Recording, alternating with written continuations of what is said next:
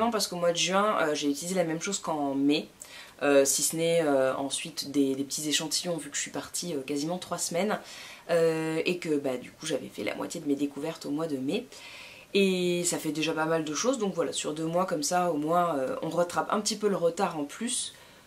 On va commencer tout de suite avec la beauté. Côté maquillage, j'ai ressorti un blush que j'avais acheté il y a quelques années, si ce n'est l'année dernière, de chez Estée Lauder, qui est le Peach Passion, qui est un blush un peu pailleté, très sheer en fait, un peu lumineux, qui est rose corail et qui est hyper sympa pour l'été. Et depuis que j'ai terminé mon blush là que j'utilisais tous les matins pour vraiment le diminuer, je me suis dit que j'allais utiliser celui-là que j'avais un peu laissé dans les tiroirs.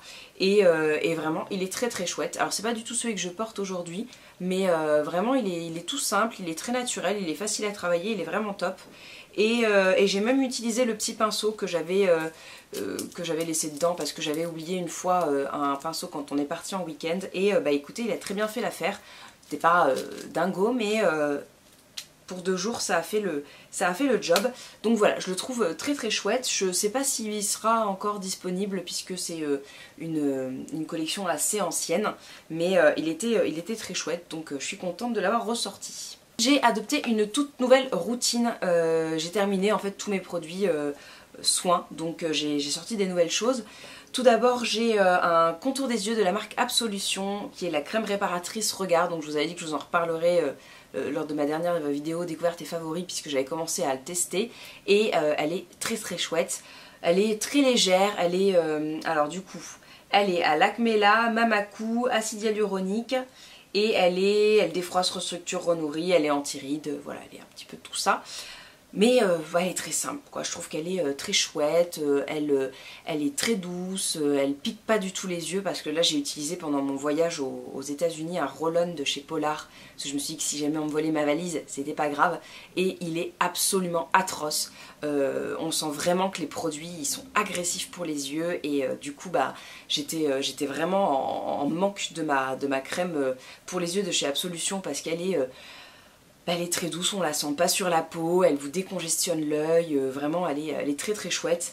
Je sais plus du tout combien elle vaut parce que moi on me l'a offerte, mais vraiment je pense qu'elle vaut son prix parce qu'elle est top. Et puis bah, Absolution c'est une très bonne marque, je vous le dis assez souvent puisque j'ai testé en plus pas mal de produits dernièrement. J'ai encore une fois leur mascara sur les yeux.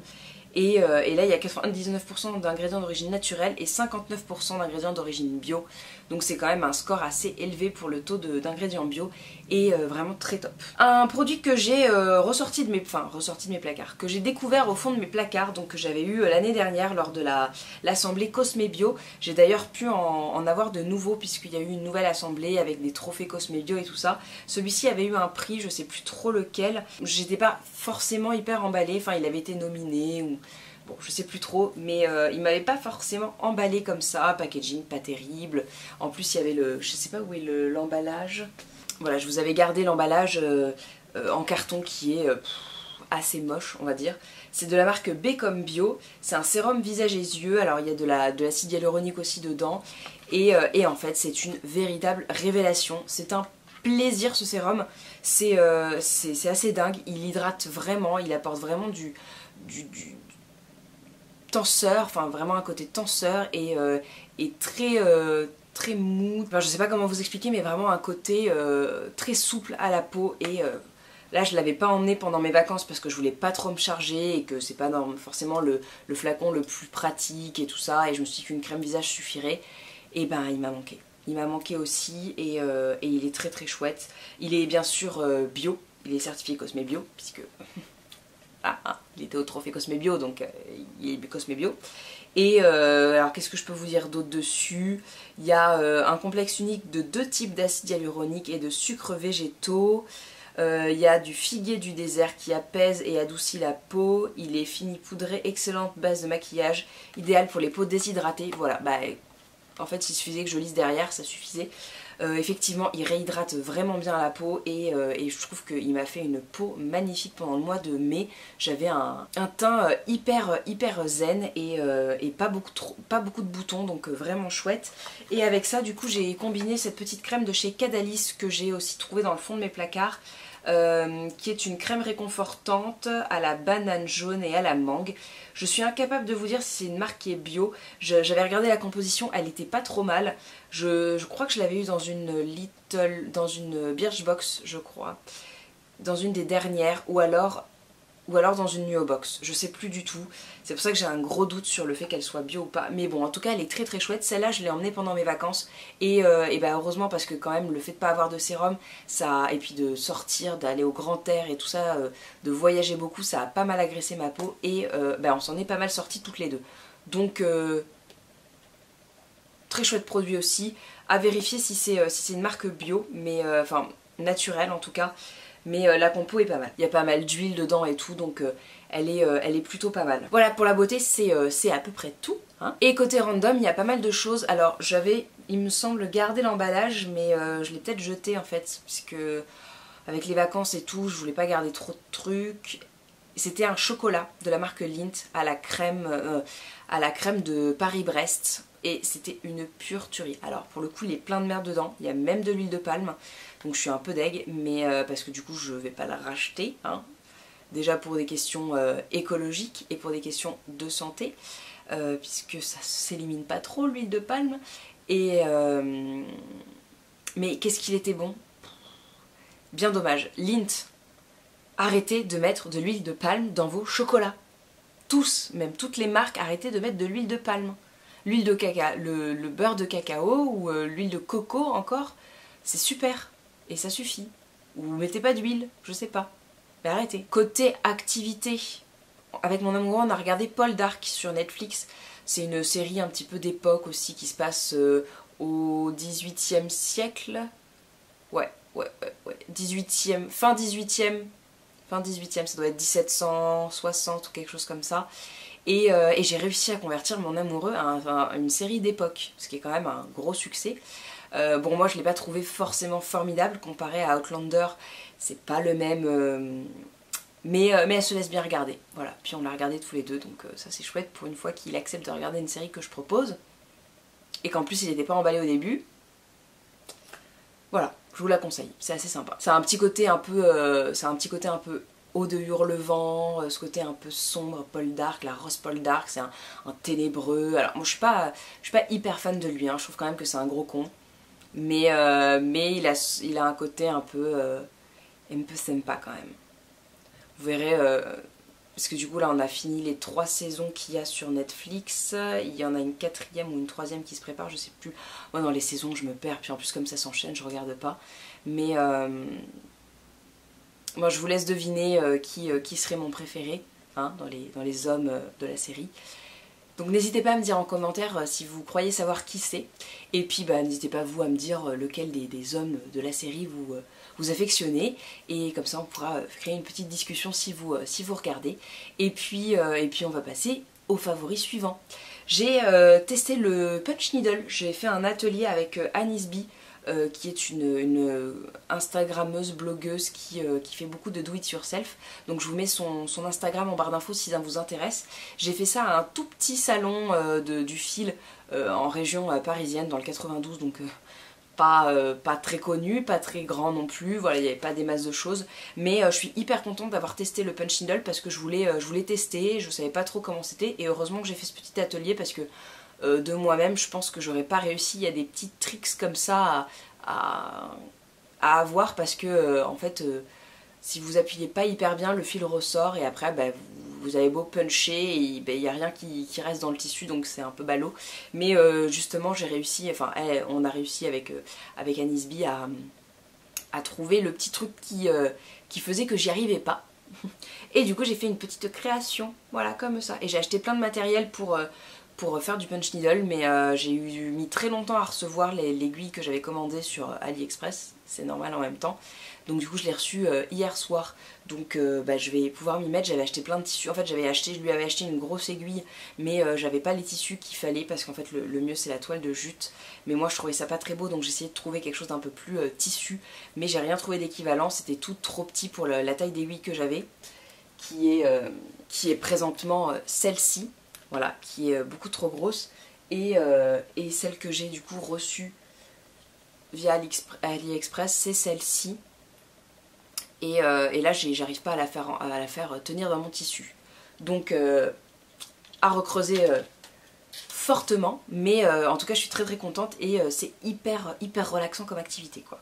Et on peut faire des trucs vraiment très chouettes, des dessins et tout, après c'est à vous de dessiner dessus. Là moi j'ai fait vraiment un petit amas de couleurs un peu pastel parce que c'est ce que j'aime bien, mais je vais essayer de faire des petits designs, des petits cactus, des petits lamas et on verra ça. Ensuite je voulais vous parler d'une chaîne YouTube et d'un blog quand une agence de presse m'a fait découvrir, c'est la loge de Mélinda, la loge beauté de Mélinda Noël. En fait c'est une make-up artiste qui tient un blog du coup avec plein d'astuces pour se maquiller quand on est débutant. Elle fait des tutos, elle vous dit, alors du coup elle n'utilise pas du tout des produits bio, mais vous avez du coup les conseils de base. Donc après à vous d'adapter avec les produits bio voilà, qui vous tentent ou que vous découvrez sur des chaînes et tout ça, mais vous avez les principes de base. Donc après ça c'est assez pratique pour se lancer, surtout si vous êtes jeune. Et ensuite vous avez du coup la chaîne YouTube qui a été réouverte il y a 1 mois.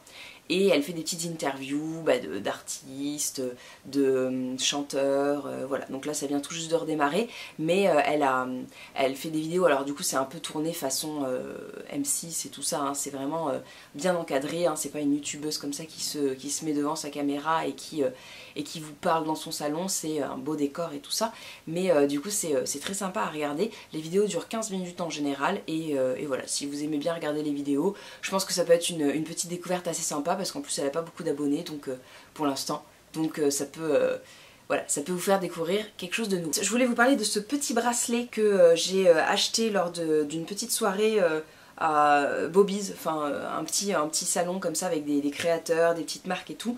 C'est la marque Sestra qui organisait ce petit pop-up store, et j'ai acheté ce petit bracelet du coup à la marque que je trouve magnifique, que j'ai porté du coup pendant toutes mes vacances.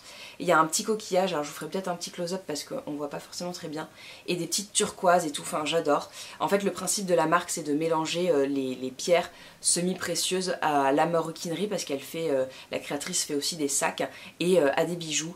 Et en plus j'ai le très grand plaisir d'organiser un concours avec la marque sur mon compte Instagram, donc vous aurez la possibilité de gagner 50 € d'achat sur le site, et du coup je vous montre aussi les petites boucles d'oreilles que j'ai reçues de la part de la marque, pour le coup cette fois. Celui-ci je l'ai acheté, mais la marque m'a offert les boucles d'oreilles, et je suis très contente de pouvoir vous proposer ça, parce que c'est vraiment une très jolie marque, une marque coup de cœur, une petite créatrice qui fait ça du coup en France, et voilà, et ça me représente bien, c'est ce que j'aime, donc voilà, je suis ravie de pouvoir vous présenter un petit concours en collaboration avec une petite marque. Et j'espère du coup que vous serez nombreux à participer, donc ça se passe sur mon compte Instagram, donc je vous remets le lien bien sûr en barre d'infos, et puis vous avez mon petit compte qui est inscrit juste là. Et le dernier favori de cette édition, c'est forcément mon voyage aux États-Unis et au Canada. C'était vraiment un très beau voyage, je suis vraiment hyper contente d'avoir pu le faire, parce que ça fait des années qu'on essaye de le faire, et que voilà, il y a plein de choses qui nous ont empêchés d'y aller, et c'était vraiment formidable. Alors on est bien content de rentrer quand même, parce que c'est assez fatigant, mais vraiment c'était génial. Je suis pleine de souvenirs, voilà, et bien sûr le plus beau des souvenirs, le plus incongru, le plus spontané, c'est mon petit tatouage. Donc je vous l'ai aussi montré sur Instagram, je vous remets la petite photo par ici, parce que là vous le verrez pas forcément très bien. Mais c'est cette petite branche de mimosa que j'ai fait faire à Seattle. On s'est arrêté en fait en passant, on allait recharger notre carte de transport, hein, pour tout vous raconter, et on est passé devant ce salon de tatouage, et j'ai dit bah viens, on peut aller se renseigner sur les prix, sur comment faire, voilà.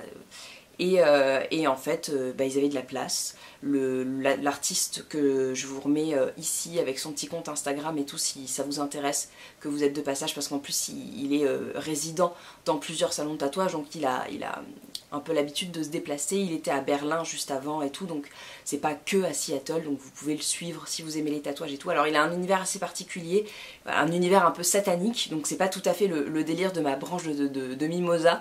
Je pense qu'il est un peu sorti de ses habitudes d'habitude, mais pour le coup il a exactement fait ce que je voulais, donc je suis ravie. Si vous avez quelque chose en tête, vous pouvez aussi travailler avec lui, enfin vous voyez, il s'adapte vraiment bien à vos envies. Après voilà, je pense que son plaisir c'est de dessiner des choses un petit peu diaboliques, sataniques et tout ça. Bon, c'est pas du tout mon univers, mais voilà, je me serais pas tournée vers quelqu'un comme lui en regardant son book et tout, mais au final bah, c'était une très très belle découverte et bah, je vous encourage du coup à dialoguer aussi avec des tatoueurs avant de peut-être de sélectionner quelqu'un, puisqu'il a vraiment fait voilà ce qu'on voulait, parce que mon copain s'est fait tatouer aussi et il a réussi à bien retranscrire ce qu'on souhaitait. Donc bon, mon copain avait dessiné ce qu'il voulait lui, et moi j'ai dit je voudrais ça, mais avec ça, avec... Et du coup il a fait un mix de tout plein de choses que je lui ai montré et bah, c'est très réussi, donc je suis ravie. Et ça c'est un beau souvenir du coup parce que c'était vraiment un salon de tatouage typiquement américain et puis voilà, c'était très spontané, on l'a fait comme ça une après-midi où on est passé devant, on est rentré et puis on l'a fait, donc voilà, c'est quoi de mieux comme souvenir que voilà, une après-midi de folie comme ça. Voilà, du coup c'est tout pour ces découvertes et favoris et j'espère que ça vous a plu. Si c'est le cas, n'hésitez pas à mettre un petit pouce en l'air comme d'habitude. Je sais que c'est redondant à entendre, mais au cas où vous ne penseriez pas le faire, voilà. Et sinon, n'hésitez pas à vous abonner si vous passez par là pour la première fois, bien évidemment, pour me soutenir et voir mes prochaines vidéos. Il y a un haul qui va sortir, un haul de tout mon voyage au Canada et aux États-Unis. Enfin aux États-Unis, à Seattle, hein. Et il y a pas mal de choses, donc voilà, n'hésitez pas à vous abonner pour pas le louper. Et sinon, portez-vous bien, hein, passez une belle journée. Et puis bien sûr, je vous fais de très gros bisous et je vous dis à la prochaine. Ciao tout le monde.